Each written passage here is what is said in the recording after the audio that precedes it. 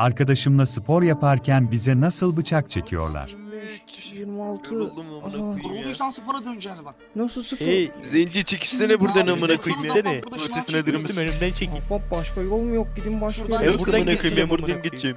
Ben buradan geçeyim. Sizin bu Burası artistsiniz sizin ahbap ha. olsun. Geçsenize ne rahatsız. Burası Siktir benim git amına oğlum koyayım. El buradan. koydum buraya. Kim artistik yapıyorsunuz Siktir ahbap git amına ha? koyayım İkinizi buradan. birden Siktir döveriz git ha. lan buradan. Orası Öyle çocuğu mi? seni. Çok ciddi kaç.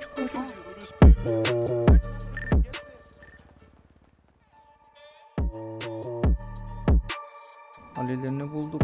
Ondan sonra gelsinler de kafalarına sıkalım ha. Aha geliyorlar. Adamın bizim mahallemizde ne yapıyorsun amına koyayım ya? Çocuğum hala- Ahbap Siktir beni git oğlum hatırladınız buradan. mı ha? Orospu Seni çocuğu. hatırlamadım amına kodumun oğlu. Hatırlatırlar o zaman. Siktir. Atla. Silah çekip sıkmaya benzemiyor bu, anladınız mı? Bıçak göstermekle olmuyor.